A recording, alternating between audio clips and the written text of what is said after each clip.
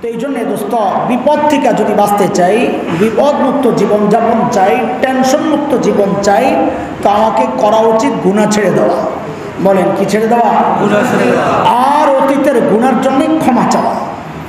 কারণ নবী আলাইহিস সালাম এক হাদিসে বলেছেন, মান লাজিমাল ইস্তিগফার জাআলাল্লাহু লাহু মিন কুল্লি যিকিম মাখরাজা ওয়া মিন কুল্লি হাম্মিন ফারজা ওয়া রাযাকাহু মিন হাইসু লা ইয়াহতাসিব। আল্লাহ নবী বলেন, কেউ যদি নিয়মিত ইস্তিগফার করে, একটা পরিমাণ ইস্তিগফার নিজের উপর ধার্য করে নেয়, আমি এটা করবই করব, প্রতিদিন 100 বার ইস্তিগফার পড়বই পড়ব, 500 বার ইস্তিগফার, 1000 ইস্তিগফার করবই করব, এইরকম যদি ধার্য করে নেয়, নিয়মিত করে নেয়, তো নবী বলেন আল্লাহ তাআলা তাকে নগদে 3টা পুরস্কার দেন। এক নাম্বার, জাআলাল্লাহু লাহু মিন কুল্লি যিকিম মাখরাজা, যত বিপদ আর মুসিবতে সে পড়বে, বের হওয়ার জন্য আল্লাহ তাআলা রাস্তা খুলে দিবেন। ওয়া মিন কুল্লি হাম্মিন ফারজা, যত পেরেশানিতে সে জড়ায়া যাবে, আল্লাহ তাআলা পেরেশানি থেকে বের হওয়ার রাস্তা আল্লাহ তাআলা নিজে বের করে দিবেন। ওয়া রাযাকাহু মিন হাইসু লা ইয়াহতাসিব, আল্লাহ তাআলা তাকে এই পরিমাণে রিজিক এমন জায়গা থেকে দিবেন যার কল্পনাও সে কোনোদিন করে নাই।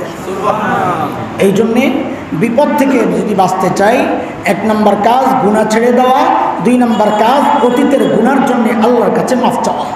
বুঝে আসছে কথা?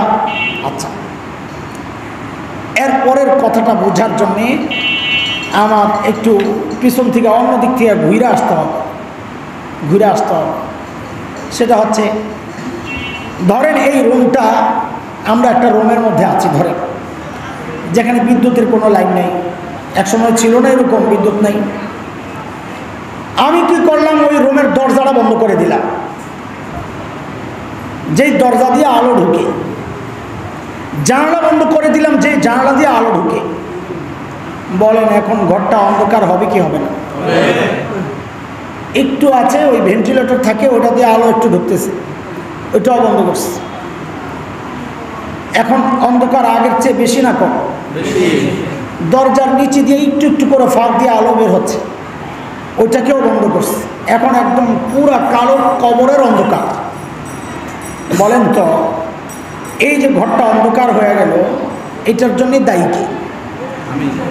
আমি নিজেই। কথাটা বলেন, সবাই বলেন আমি নিজে। তো বুঝতে সহজ, এই অন্ধকার হওয়ার জন্য দায়ী কে? সবাই বলেন এই অন্ধকার হওয়ার জন্য দায়ী কে? কিন্তু আমি বসে বসে চিন্তা করতেছি, না, এই যে অন্ধকার হয়ে গেছে, এর জন্য মোল্লারা দায়ী। কারা দায়ী? কথা বুঝেন নাই? একটু বুঝেন, বলেন কারা দায়ী? কতক্ষণ পর চিন্তা করছে, না, মোল্লারাও দায়ী আছে, আরও কারণ আছে। আর কি কারণ? বলে ইউক্রেন রাশিয়ার যুদ্ধের কারণে অন্ধকার হয়েছে। কি কারণে? ইউক্রেন আর রাশিয়ার। আসলে কার কারণে? বলেন দায়ী কে? কথা বুঝতেছেন না আপনারা? একটু বুঝছেন, অনেক দূর থেকে আমি ঘুরে আসতেছি। এরপরে বলে আরও কারণ আছে। কি কারণ? বলে লাগাতার 2 বছর করোনা মহামারী, এটাও একটা কারণ, আমার ঘর অন্ধকার হয়ে যাওয়ার কারণ। এখন কি করা যায়? তো আমেরিকায় থাকে এক ভাই, তারে দিছে ফোন, ভাইয়া আমার ঘর তো অন্ধকার হয়ে গেছে, প্রযুক্তিতে তোমরা অনেক আগায় গেছো, আমার একটু আলো পাঠায় দাও। তো আমেরিকার ভাই দিছে ধমক, ভাই বেটা ফাজিল কোথাকার, ঘরটা চাইছি দাও না, এখন আবার আলো চাও। তো যেই আমেরিকার ভাই ধমকায়া বিদায় করছে, এখন চিন্তা করছে থাক দরকার নাই, আমার রাশিয়ার ভাই, চীনের ভাইয়ের কাছে চাই। তো চীনের ফুফাতো ভাইয়ের কাছে ফোন দিছে, ভাইয়া আমার ঘর তো অন্ধকার হয়ে গেছে, একটু আলো পাঠায় দাও। আমি তো আমেরিকার ভাইয়ের কাছে গেছিলাম, অত ধমকায়া বিদায় করছে। ফাজিল কোথাকার, তুমি ওই জায়গায় ধমক খাইলে আমার কাছে দৌড়ায় আসো, আগে যেটি নিছো সেটি আগে ফেরত দাও। ওখান থেকে ধমক টমক খায়াত করতে কাউরে লাগবে না। কই যাবি? বলে ভারতে আমার এক দুলাভাই আছে, দিছে ভারতের দুলাভাই রে ফোন। ও দুলাভাই কী হয়েছে? আমার ঘর তো অন্ধকার হয়ে গেছে, এখন কি করা? একটু আলো পাঠায় দাও। তো আরে তোমারে দিলে পাশের ঘরলা নারাজ হয়, ওরে দিলে তুমি নারাজ হও, আমরা তুমি করে সামলাইতে সামলাইতে শেষ, আমার কাছে আর আয়ো না, তুমি নিজে নিজে সামলাও। এখন চিন্তা করতেছে এখন কই যাইব? থাক আমাকে হুজুরের কাছে যাই, হুজুর আসেন একটু পরামর্শ করি কেমনে কি করা যায়। তো হুজুরের সাথে বসছে, কী হয়েছে ভাই আপনার? বলে আমার ঘর তো অন্ধকার হয়ে গেছে, কত জায়গায় গেলাম, কেউ কোনো বার্তা দেয় না, আরে ভাই অন্ধকার কী জন্য হয়েছে, কী করছেন? ঘরের দরজা খোলা না বন্ধ? বন্ধ করে দিছি। ঘরে অবাক করা কথা, জানলা কি করছেন? বলে জানলা বন্ধ করে দিছি। তো হুজুর কয়, আরে আল্লাহর বান্দা, ওই দরজা খুলেন, আপনি ওই জানলা খুলে দেন, আলো ঢুকবে, কোথাও যাওয়া লাগবে না। এত সহজ কাজ? হ্যাঁ সহজ কাজ। দৌড়ায় ঘরে গেছে, যায় দরজা খুলছে, জানলা খুলছে, খুলে দেখে ফকফকা। ইন্না লিল্লাহি ওয়া ইন্না ইলাইহি রাজিউন। এই সহজ কামের জন্য আমি সারা দুনিয়া ঘুরলাম, আয় পড়া কপাল। দোস্ত, আল্লাহর আযাব আর গজব দেখতেছি খালি। হ্যাঁ, আজকে এটা চিন্তা, অভাবের চিন্তা, দুর্ভিক্ষের চিন্তা, ঋণের চিন্তা, ওদিক দিয়ে এই আগুন লাগে, ওদিক দিয়ে কী হয়, ঘূর্ণিঝড়ের আশঙ্কা, কি এক অস্থিরতা। এই সব কিছুর পেছনে ইউক্রেন রাশিয়ার যুদ্ধ দায়ী না, এই সব কিছুর পেছনে মোল্লারা দায়ী না, করোনা দায়ী না, এই সবগুলো নিজের হাতের কামাই। এগুলো সব কার হাতের কামাই?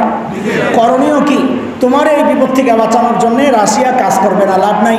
চীনের লাভ নাই, আমেরিকার সহযোগিতা লাভ নাই। বলে লাভ কি? ওই দরজা, রহমতের দরজা তুমি বন্ধ করছো, বরকতের জানালা তুমি বন্ধ করছো। দরজা খুলে দাও, জানালা খুলে দাও। আল্লাহর বরকত আর রহমত যদি ঢুকে, দুনিয়ার কারো সহযোগিতা তোমার দরকার নাই। এই কথাটাই আল্লাহ তাআলা বলেছেন। আমি শুরুতে যে আয়াতে কারিমা তিলাওয়াত করেছি, সূরা আরাফ আয়াত 96, আল্লাহ তাআলা বলেন, ولو أن أهل القرى آمنوا واتقوا لفتحنا عليهم بركات من السماء والأرض ولكن كذبوا فأخذناهم بما كانوا يكسبون।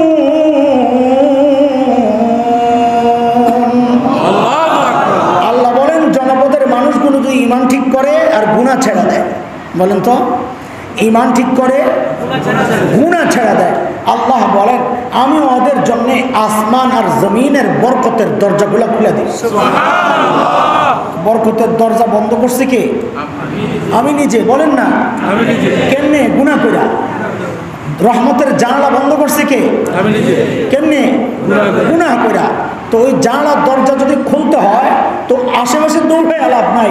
গুনার আয়োজন বন্ধ করেন, সিনেমা হল বন্ধ করেন, নোংরামি বন্ধ করেন, বেহায়াপনা বন্ধ করেন, মদের আড্ডা বন্ধ করেন, জুয়ার আড্ডা বন্ধ করেন, আলেমদেরকে ছেড়ে দেন, দেখবেন আল্লাহর রহমত আসবে, আযাব থেকে জাতি বেঁচে যাবে। শুনেছেন? আজকে যেহেতু আয়াত ওইটা পড়তেছিলেন মাওলানা, আমি ওই তাকওয়া কত দামি এটা একটু শোনাই আপনাদের। কেন?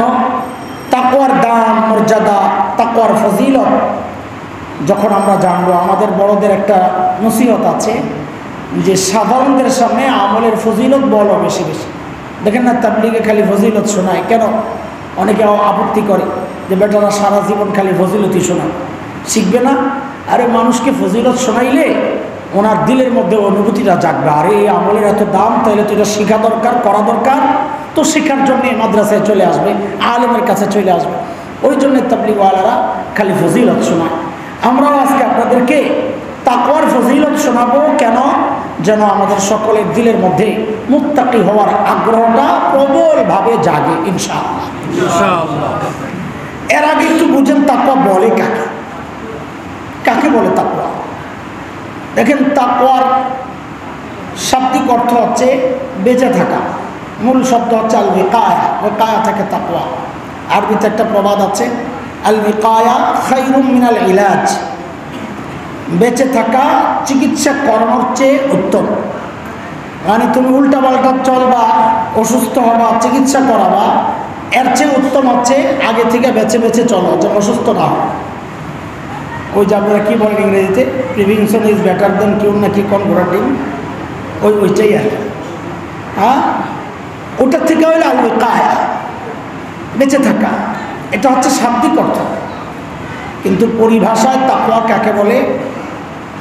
পরিভাষায় তাকওয়া এর অনেক ব্যাখ্যা আসছে কিতাবে, বড়দের কথা। আমি সবগুলো দেখে দেখে, সবগুলো বলতে আমার সামনে যেই কয়টা আসছে তাকওয়ার কাকে বলে, সবগুলো দেখে দেখে আমার একটা উপলব্ধি, এটা আমার উপলব্ধি এটা, যে সবগুলো থেকে যা নির্যাস পাইছি, যেই নির্যাস পাইছি, তাকওয়া কাকে বলে? তাকওয়া বলে এমন কাজ যা আল্লাহ থেকে বান্দাকে দূরে সরায়া দেয় ওই কাজটা ছেড়ে দেওয়া, এর নাম তাকওয়া। একদম সহজ করে দিলাম আপনাদের জন্য। তাকওয়া কাকে বলে? যে কাজ বান্দাকে আল্লাহ থেকে দূরে সরায়া দেয় ওই কাজটাকে ছেড়ে দেওয়া। বলেন তো, যে কাজ বান্দাকে আল্লাহ থেকে দূরে সরায়া দেয় ওই কাজটাকে ছেড়ে দেওয়ার নাম কি? তাকওয়া। বলেন আবার, যে কাজ বান্দাকে আল্লাহ থেকে দূরে সরায়া দেয় ওই কাজটাকে ছেড়ে দেওয়ার নাম কি? তাকওয়া। যে কোনো কাজ যদি বুঝেন যে এই কাজ আমাকে আমার মালিক থেকে দূরে ঠেলে দিবে বা সাথে সাথে ছেড়ে দিবেন, ওটা ছাড়ার নামই হলো তাকওয়া। তার মানে সহজ কথা, আল্লাহ থেকে বান্দাকে দূরে সরায় হচ্ছে গুনাহ। গুনাহ বলে, আল্লাহ থেকে বান্দাকে দূরে সরাইকে সবাই বলেন না? এগুলো মুখস্থ করেন। হ্যাঁ, বয়ান তো শোনেন, সারা জীবন শুনতেছেন, আরও শুনবেন। কিছু পড়া মুখস্থর মতো কথা শোনেন যেন জীবনে কাজে লাগে। মজা লাগবে না, এটা আমরাও বুঝি। এইগুলা অ্যান্টিবায়োটিক মজা লাগে না, তিতা ওষুধ মজা লাগে না, মুখ অরুচির মুখ হয়ে রয়েছে, জ্বর হচ্ছে না ভিতরে, ভাইরাস, নফসানিয়তের ভাইরাস। আবার শয়তান ছাড়া পাইছে বহুদিন পর, কি হামলাটা যে চালাইছে, এটা আপনাদেরকে কেমনে বুঝাবো। আমাদের মাদ্রাসাগুলোতে সবচাইতে কঠিন একটা বিভাগ হলো হিফজখানা। আমাদের মাদ্রাসার যত বিভাগ আছে, আমাদের বলতে আমাদের এই কওমি মাদ্রাসাগুলোর যত বিভাগ আছে, সবচাইতে কঠিন বিভাগটা হচ্ছে ওই যে বাচ্চারা কোরআন শরীফ মুখস্থ করে না, হিফজখানা, আপনার এখানে হাফিজিখানা, ওইটা সবচেয়ে কঠিন। খুব চাপ থাকে বাচ্চাদের উপর, অনেক চাপ থাকে।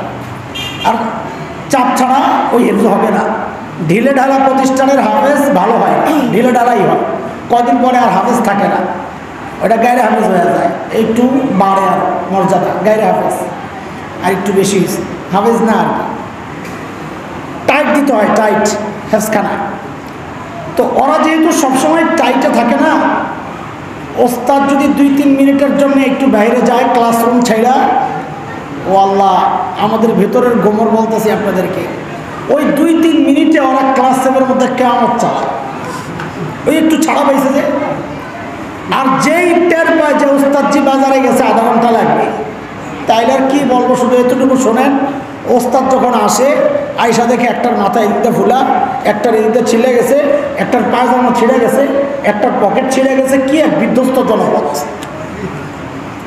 এই বাচ্চাগুলো যখন 1 সপ্তাহের জন্য বন্ধ পায়, যখন বাড়িতে যায়, বাসা থেকে আসার পরে গার্জিয়ান আমাদের কাছে অভিযোগ করে, হুজুর কি পড়াইছে এগুলার আল্লাহ জানে, কি তরবিয়ত দিছে আল্লাহ জানে, কি হয়েছে ভাই, তো পুরা ইয়াজুজ মাজুজ আর দাজ্জাল এগুলা বাসায় যায় কেয়ামত করে ফেলাইছে, অস্থির হয়ে গেছে, আর নেব না বাসায়। আসলে বিষয়টা কি? আসলে বিষয়টা হচ্ছে স্প্রিং চিনেন না, স্প্রিং এমনি রেখা দেন, লড়াচড়া করবে না, কিন্তু ওর এরকম চাইপা ধরেন, ধৈরা হঠাৎ ছেড়া দেন, এখনো কি লড়াচড়া ছাড়া থাকবে না, লাভ দিবে? এটা দুনিয়ার নিয়ম। আপনি বাচ্চাদের চাপ দিয়ে রাখছেন না, হঠাৎ ছাড়ছেন না, ও লাভ দিবেই। রমাজান মাসে আল্লাহ তাআলা শয়তানরে আটকাইছিলেন। আচ্ছা বলেন, এখন ও যখন বন্ধ পাইছেন কি করবে? বলেন, ওই হেফজখানার চিন্তা করেন। ও যখন বন্ধ পাইছেন কি করবে? যেই না চাঁদ রাইতে, ওই যে শাওয়ালের চাঁদ উঠছে, ঈদের চাঁদ, ও যখন ছাড়া পাইছে, ও 1 মাসে যা হারাইছে,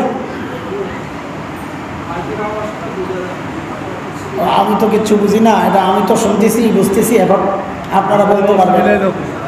এই দেখো তো,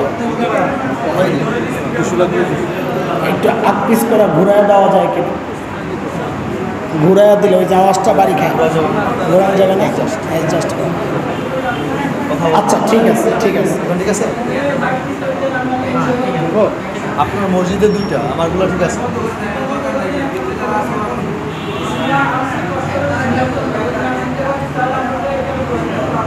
আমার মাইক ঠিক আছে, তুমি একটা বন্ধ। আচ্ছা ঠিক আছে, কমায় দিছে, কমায় দিছে, এখন দেখেন বোঝা যায় কিনা। আমার একটু কষ্ট হবে, সমস্যা নেই।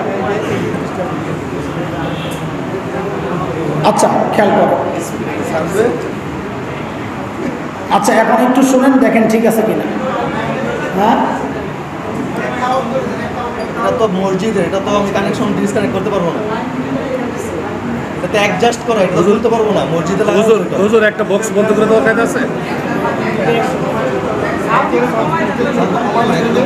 ঠিক আছে যাও না তুমি যাও। আচ্ছা শোনেন, এই লাইনগুলা এগুলা ওর না, এগুলা মসজিদের, বুঝতে না? এটা ও কিছু করতে পারবে না, শুধু শুধু ওরে কিছু বইলা লাভ নাই, ওর তো বাহিরে। অন্যরা বুঝে না, না শুধু উনিই বুঝেন। থাক থাক, ঠিক আছে। মাঝখানে ওই দুইটা আওয়াজ একসাথে হয়ে বাড়ি যাচ্ছে, টাকাইতে দিলে থাক, চলো। ছুটানোর ব্যবস্থা আছে একটা, ঘুরান যায়, দেখো তো, ধাক্কা দিয়া আপনার একটু দূরসরি পড়েন, দূরসরি পড়লে আল্লাহ সহজ।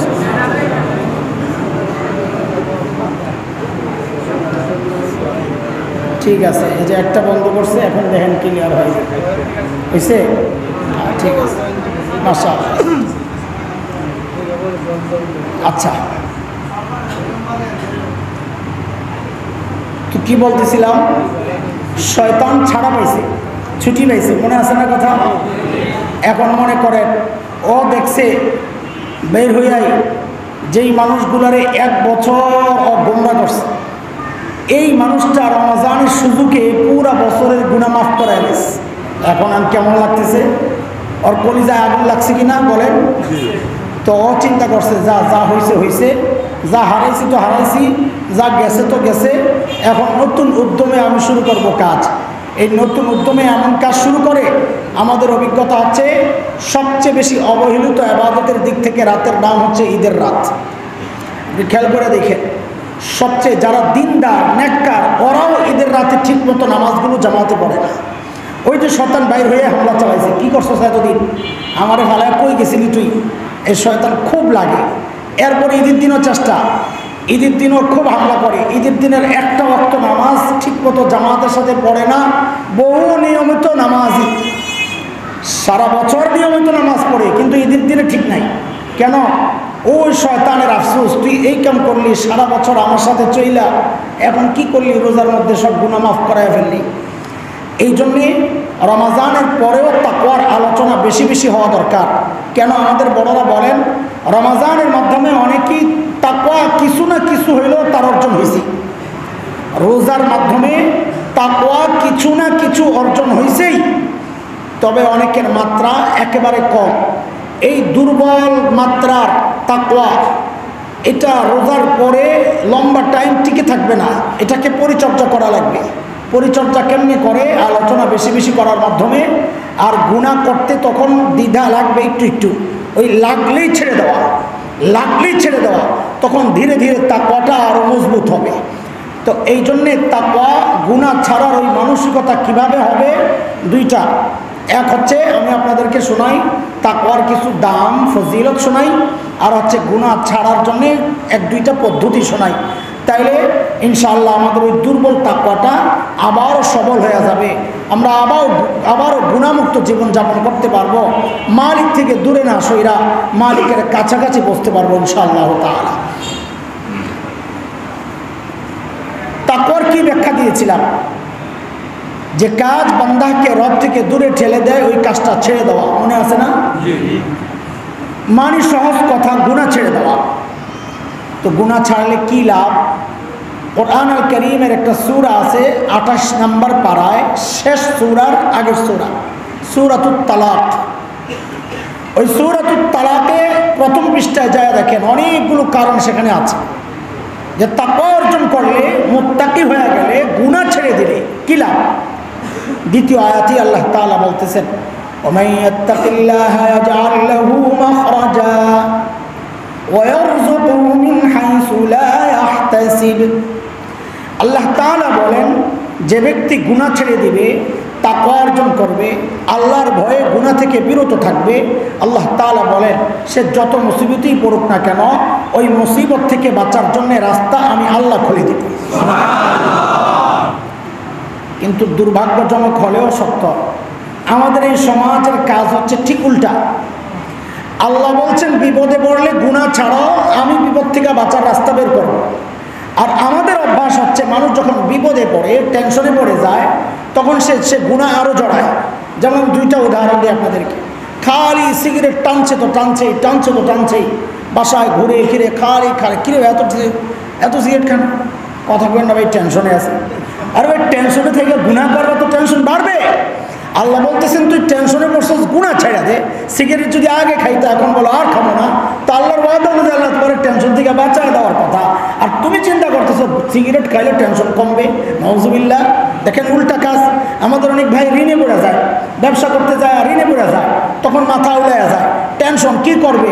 আর ভবিষ্যৎ প্রস্তুতি থাকে এমন মানুষের জন্য, ভাই এত টেনশন কেন, ভাই ঋণে পড়ে গেছি, অসুবিধা নাই, আপনার সিআইবি রিপোর্ট ভালো নেই আছে, আমি তো কোনো সময় ঋণ টিন রই নাই, তাইলে আমাদের কোম্পানি থেকে একটা ঋণ দিয়ে দিই, ব্যাংক থেকে একটা ঋণ দিয়ে দিই, তো ব্যাংক থেকে সুদি, ব্যাংক থেকে একটা লোন লয়া লয়, একটা ঋণ লয়া লয়। টেনশন আর গুনাহ থেকে বাঁচার জন্যে, মুসিবত থেকে বাঁচার জন্যে সে ভয়ঙ্কর এক গুনার মধ্যে লিপ্ত হয়ে যায়, বলেন তার মুসিবত বাড়বে না কম? বাড়বে। তো আল্লাহ তাআলা বলতেছেন ওমান ইয়াত্তাকিল্লাহা ইয়াজআল লাহু মাখরাজা, যে বিপদে পড়ে সে যদি গুনাহ ছেড়ে দেয়, ওই বিপদ থেকে বাঁচানোর জন্য রাস্তা আমি আল্লাহ খুলে দিব। এখন বিপদ থেকে বাঁচার রাস্তা গুনাহ করা না ছাড়া, বলেন বিপদ থেকে বাঁচার রাস্তা গুনাহ করা না ছাড়া। আমরা কি করতেছি? উল্টা কাজ। রিজিকের কত পেরেশানি, এই যত কষ্ট করি কিসের জন্যে? আমার সংসার, আমার পরিবার, আমার সন্তান, ওদের ভবিষ্যৎ, খাওয়া, আমার পড়া, আমার থাকা, আমার পোশাক, এসব চিন্তায় অস্থির, এত কষ্ট। এর জন্যে মানুষ গুনায় জড়ায়, এর জন্যে মানুষ সুদ খায়, এর জন্যে ঘুষ খায়, এর জন্যে চুরি করে, ডাকাতি করে, দুর্নীতি করে। অথচ আল্লাহ তাআলা বলতেছেন তুই গুনাহ ছেড়ে দে, আমি ওয়ারযুকহু মিন হাইসু লা ইয়াহতাসিব, আমি এমন জায়গা থেকে এমন পরিমাণে রিজিক দিব যার কল্পনাও তুই করছ। সুবহানাল্লাহ। আমরা লাইনেরটা করি না উল্টাটা করি? বলেন না, আমি লাগলে চাই আনি জাযাকুমুল্লাহ, বারাকাল্লাহ।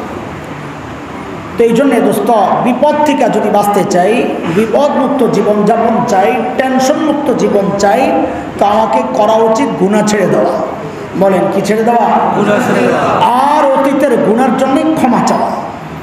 কারণ নবী আলাইহিস সালাম এক হাদিসে বলেছেন মান লাজিমাল ইস্তিগফার জাআলাল্লাহু লাহু মিন কুল্লি যিকিম মাখরাজা ومن كل هم فرجا ورزقه من حيث لا يحتسب। আল্লাহ নবী বলেন কেউ যদি নিয়মিত ইস্তিগফার করে, একটা পরিমাণ ইস্তিগফার নিজের উপর ধার্য করে নেয়, আমি এটা করবই করব, প্রতিদিন 100 বার ইস্তিগফার পড়বই পড়ব, 500 বার ইস্তিগফার, 1000 ইস্তিগফার করবই করব, এইরকম যদি ধার্য করে নেয়, নিয়মিত করে নেয়, তো নবী বলেন আল্লাহ তাআলা তাকে নগদে 3টা পুরস্কার দেন। এক নাম্বার, জাআলাল্লাহু লাহু মিন কুল্লি যিকিম মাখরাজা, যত বিপদ আর মুসিবতে সে পড়বে বের হওয়ার জন্য আল্লাহ তাআলা রাস্তা খুলে দিবেন। সুবহানাল্লাহ। ওমিন কুল্লি হাম্মিন ফারজা, যত পেরেশানিতে সে জড়ায়া যাবে আল্লাহ তাআলা পেরেশানি থেকে বের হওয়ার রাস্তা আল্লাহ তাআলা নিজে বের করে দিবেন। ওয়া রাযাকাহু মিন হাইসু লা ইয়াহতাসিব, আল্লাহ তাআলা তাকে এই পরিমাণে রিজিক এমন জায়গা থেকে দিবেন যার কল্পনাও সে কোনোদিন করে নাই। এই জন্যে বিপদ থেকে যদি বাঁচতে চাই, 1 নম্বর কাজ গুনাহ ছেড়ে দেওয়া, 2 নম্বর কাজ অতীতের গুনার জন্য আল্লাহর কাছে মাফ চাওয়া। বুঝে আসছে কথা? আচ্ছা, এর পরের কথাটা বোঝার জন্যে আমার একটু পিছন থেকে অন্য দিক থেকে ঘুরে আসতে হবে। সেটা হচ্ছে, ধরেন এই রুমটা, আমরা একটা রুমের মধ্যে আছি, ধরেন যেখানে বিদ্যুতের কোনো লাইন নেই, একসময় ছিল না এরকম, বিদ্যুৎ নেই। আমি কি করলাম, ওই রুমের দরজাটা বন্ধ করে দিলাম, যেই দরজা দিয়ে আলো ঢুকে, জানালা বন্ধ করে দিলাম, যেই জানালা দিয়ে আলো ঢুকে। বলেন এখন ঘরটা অন্ধকার হবে কি হবে না? একটু আছে, ওই ভেন্টিলেটর থাকে, ওটা দিয়ে আলো একটু ঢুকতেছে, ওইটাও বন্ধ করছে। এখন অন্ধকার আগের চেয়ে বেশি না কম? দরজার নিচে দিয়ে একটু একটু করে ফাঁক দিয়ে আলো বের হচ্ছে, ওইটাকেও বন্ধ করছে। এখন একদম পুরা কালো কবরের অন্ধকার। বলেন তো, এই যে ঘরটা অন্ধকার হয়ে গেল, এটার জন্য দায়ী কে?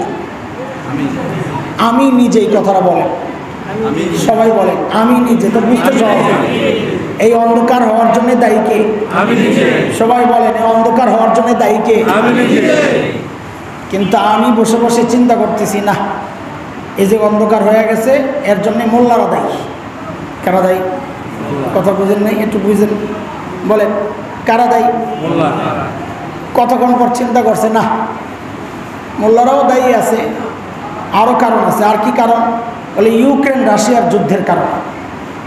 অন্ধকার হয়েছে কি কারণে? ইউক্রেন আর রাশিয়ার। আসলে কার কারণে বলেন? দায়ী কে? কথা বুঝতেছেন না আপনারা? একটু বুঝছেন? অনেক দূর থেকে আমি ঘুরে আসতেছি। এরপরে বলে আরও কারণ আছে। কি কারণ? বলে লাগাতার 2 বছর করোনা মহামারী, এটাও একটা কারণ আমার ঘর অন্ধকার হয়ে যাওয়ার কারণ। এখন কি করা যায়? তো আমেরিকায় থাকে এক ভাই, তারে দিছে ফোন, ভাইয়া আমার ঘর তো অন্ধকার হয়ে গেছে, প্রযুক্তিতে তোমরা অনেক আগায় গেছো, আমার একটু আলো পাঠায় দাও। তো আমেরিকার ভাই দিছে ধমক, ভাই বেটা ফাজিল কোথাকার, ঘরটা চাইছি দাও না, এখন আবার আলো চাও। তো যেই আমেরিকার ভাই ধমকায়া বিদায় করছে, এখন চিন্তা করছে থাক দরকার নাই, আমার রাশিয়ার ভাই চীনের ভাইয়ের কাছে চাই। তো চীনের ফুফাতো ভাইয়ের কাছে ফোন দিছে, ভাইয়া আমার ঘর তো অন্ধকার হয়ে গেছে, একটু আলো পাঠায় দাও। আমি তো আমেরিকার ভাইয়ের কাছে গেছিলাম, অত ধমকায়া বিদায় করছে। তো ফাজিল কোথাকার, তুমি ওই জায়গায় ধমক খাইলে আমার কাছে দৌড়ায় আসো, আগে যেটি নিছো সেটি আগে ফেরত দাও। ওখান থেকে ধমক টমক খায়াত করতে কাউরে লাগবে না। কই যাবি? বলে ভারতে আমার এক দুলাভাই আছে, দিছে ভারতের দুলাভাই রে ফোন। ও দুলাভাই কী হয়েছে? আমার ঘর তো অন্ধকার হয়ে গেছে, এখন কি করা? একটু আলো পাঠায় দাও। আরে তোমারে দিলে পাশের ঘরলা নারাজ হয়, ওরে দিলে তুমি নারাজ হও, আমরা তুমি করে সামলাইতে সামলাইতে শেষ, আমার কাছে আর আয়ো না, তুমি নিজে নিজে সামলাও। এখন চিন্তা করতেছে এখন কই যাইব? থাক আমাকে হুজুরের কাছে যাই, হুজুর আসেন একটু পরামর্শ করি কেমনে কি করা যায়। তো হুজুরের সাথে বসছে, কী হয়েছে ভাই আপনার? বলে আমার ঘর তো অন্ধকার হয়ে গেছে, কত জায়গায় গেলাম কেউ কোনো বার্তা দেয় না। আরে ভাই অন্ধকার কী জন্য হয়েছে, কী করছেন? ঘরের দরজা খোলা না বন্ধ? কেউ বন্ধ করে দিছি। ঘরে অবাক করা কথা, জানলা কি করছেন? বলে জানলা বন্ধ করে দিছি। তো হুজুর কয়, আরে আল্লাহর বান্দা, ওই দরজা খোলেন আপনি, ওই জানলা খুলে দেন, আলো ঢুকবে, কোথাও যাওয়া লাগবে না। এত সহজ কাজ? হ্যাঁ সহজ কাজ। দৌড়ায় ঘরে গেছে, যায় দরজা খুলছে, জানলা খুলছে, খুলে দেখে ফকফকা। ইন্না লিল্লাহি ওয়া ইন্না ইলাইহি রাজিউন। এই সহজ কামের জন্য আমি সারা দুনিয়া ঘুরলাম, আয় পড়া কপাল। দোস্ত, আল্লাহর আযাব আর গজব দেখতেছি খালি। হ্যাঁ, আজকে এটা চিন্তা, অভাবের চিন্তা, দুর্ভিক্ষের চিন্তা, ঋণের চিন্তা, ওদিক দিয়ে এই আগুন লাগে, ওদিক দিয়ে কী হয়, ঘূর্ণিঝড়ের আশঙ্কা, কি এক অস্থিরতা। এই সব কিছুর পেছনে ইউক্রেন রাশিয়ার যুদ্ধ দায়ী না, এই সব কিছুর পেছনে মোল্লারা দায়ী না, করোনা দায়ী না, এই সবগুলো নিজের হাতের কামাই। এগুলো সব কার হাতের কামাই? করণীয় কি? তোমার এই বিপদ থেকে বাঁচানোর জন্য রাশিয়া কাজ করবে না, লাভ নাই। চীনের লাভ নাই, আমেরিকার সহযোগিতা লাভ নাই। বলে লাভ কি? ওই দরজা, রহমতের দরজা তুমি বন্ধ করছো, বরকতের জানালা তুমি বন্ধ করছো। দরজা খুলে দাও, জানালা খুলে দাও, আল্লাহর বরকত আর রহমত যদি ঢুকে, দুনিয়ার কারো সহযোগিতা তোমার দরকার নাই। এই কথাটাই আল্লাহ তাআলা বলেছেন। আমি শুরুতে যে আয়াতে কারিমা তিলাওয়াত করেছি, সূরা আরাফ আয়াত 96, আল্লাহ তাআলা বলেন, ولو أن أهل القرى آمنوا واتقوا لفتحنا عليهم بركات من السماء والأرض ولكن كذبوا فأخذناهم بما كانوا يكسبون।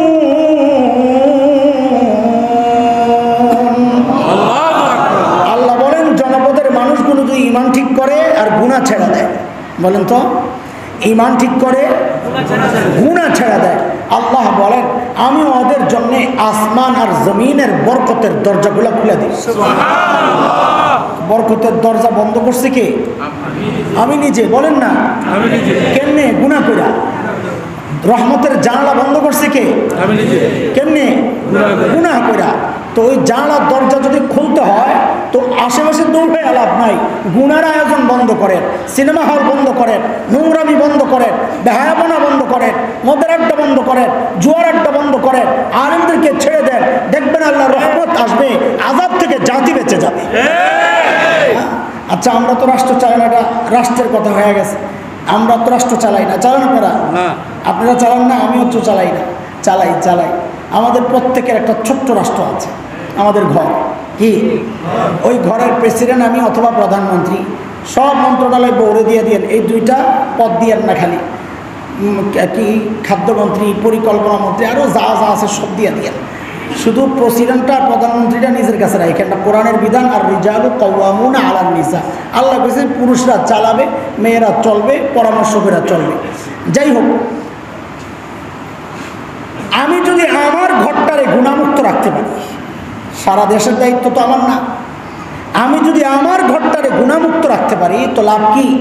আল্লাহ তাআলা বলতেছেন তোর ঘরে আমি আসমান আর জমিনের বরকতের দরজা খুলে দিই। এটা হচ্ছে তাকওয়ার আরেকটা লাভ, বরকত আর বরকত, বরকত আর বরকত, বরকত আর বরকত।